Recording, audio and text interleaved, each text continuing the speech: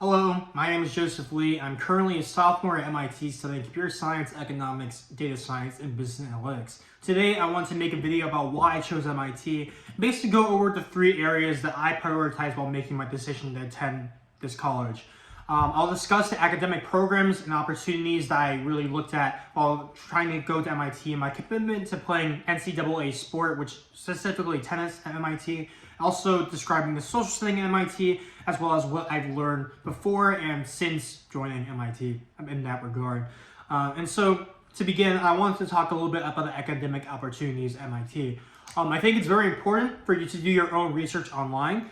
I think something that a lot of people get slightly annoyed with, to be completely honest, is that when there's certain questions about certain programs at MIT and certain requirements and expectations to get into any sort of college, and you ask alumni or certain students about why you want to go to a certain school. And so my first piece of advice really in regard of academic opportunities and searching for academic opportunities or potential colleges is that you want to first Google the things you're wondering, because a lot of the time students will get a little bit annoyed if you ask them questions that are easily found online, because it really does sometimes for many people feel like you might be taking up their time with something that they don't specifically want to answer because it's really found online. So that's kind of my first thing. It's a little bit of a more negative tip, but I think it's important to recognize that the people you're talking to are humans, and if you're asking them questions that they can easily find online instead of asking the person you're in front of you, I think it's important for you to do that and do that work ahead of time. With that being said, again, I want you to ask students and anyone who you know at the school.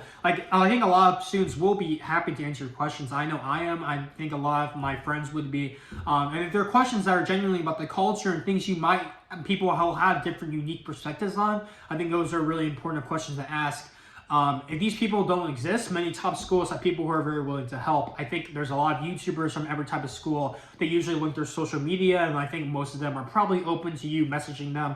I think for me personally, whenever someone follows me on Instagram or hits me up, I usually take time out of my day to respond to them, because I think it's important to get back to the community, I think MIT, for example, specifically, they have student bloggers on their website who I generally think leave their email or some sort of social media platform so you can go message them about questions that they have. Because specifically at MIT, those student bloggers, they are really committed to educating people who aren't at MIT about their experiences and kind of encouraging them to attend the school because they love the school so much. So that's a really good resource there. Beforehand, and I think the big part for me in deciding to go to MIT is that MIT professors are very high quality. They are some of the smartest people you'll ever met.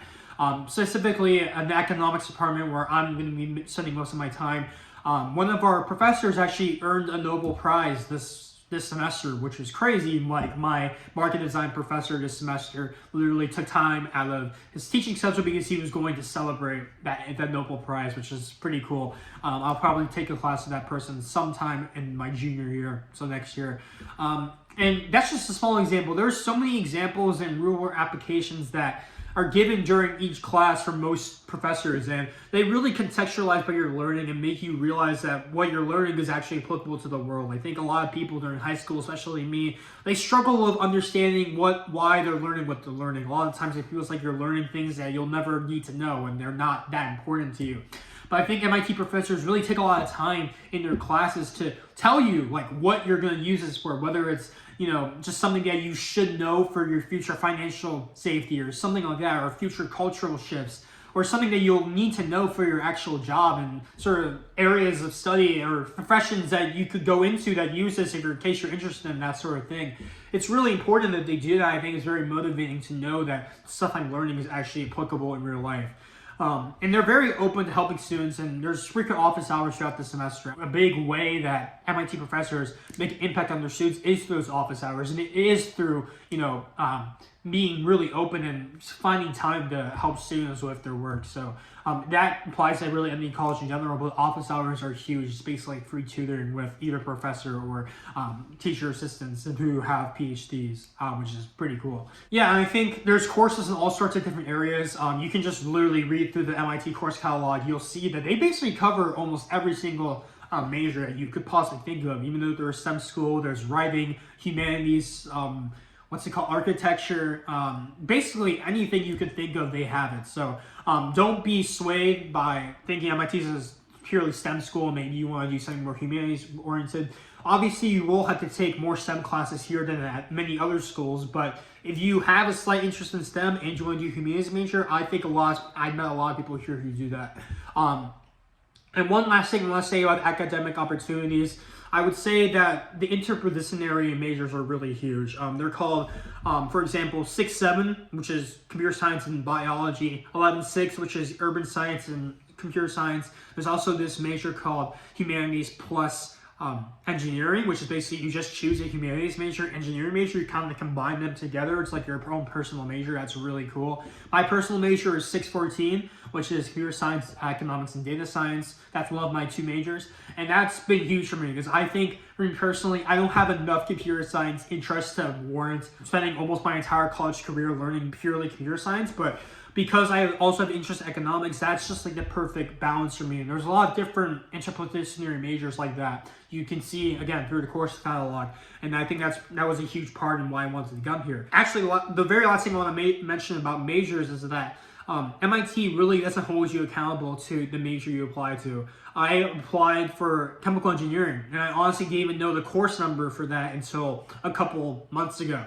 And I had absolutely 0 hurdles in actually changing my intended major into what my current major is. Another thing I want to touch on was athletic opportunities. MIT doesn't really recruit athletes. Something that I've always said is that they can get help, like they will not help you get in the door, but they can help you push, they can help push you through that door.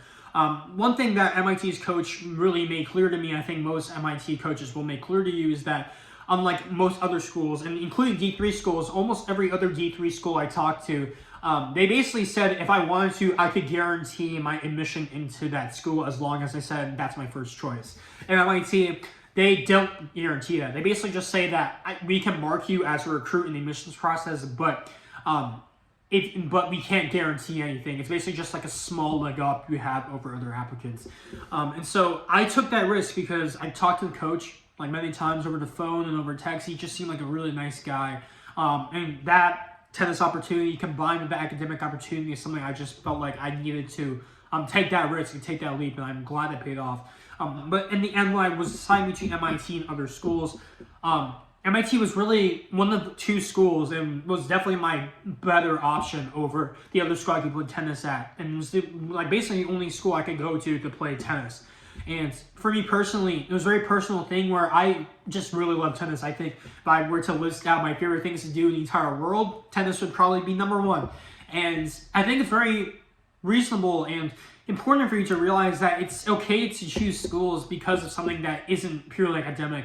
I think a lot of people, especially kids who were kind of grown up like me, who were taught to just go for the best school possible at all times and to really focus on academics your entire life, it's hard for you to take personal things like tennis or the school setting, where the school is and stuff like that things that aren't as concrete and aren't as academic oriented, and take those things serious about. I would say that, like, your parents are the ones who are going to go to college for 4 years. You're the one who's going to college for 4 years, and you think you're going to be happier in their school. I would say, please seriously consider going to that school. And for me, MIT, unfortunately, was basically the best academic school that I could possibly go to, and it was the only one where I could play tennis, so it wasn't as hard of a decision for me. But I think that a lot of my friends who decide to go to maybe a slightly lower ranked school or slightly like easier school, quote unquote, I don't like the terminology, but I'm trying to get my point across, I think they ended up being very happy with their decisions and don't really regret doing them. And the last thing I want to touch on is the social environment. So before I went to MIT, again, I talked to a lot of students, and I think a great way I've heard MIT's general academic setting is that it's so hard that you have to collaborate with other people or to get stuff done. I honestly can't say that I would have passed the majority of my classes this semester if I didn't, collaborate with my friends.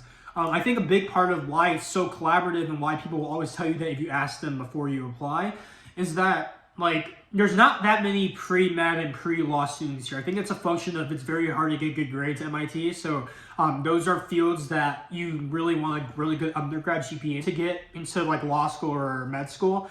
And so there's a lot less of the proportion of students here who are in those types of fields who need to get really good GPAs. So in that sense, it's a lot harder for people to be competitive because they don't really care what your GPA is, and they just care about getting their own grades.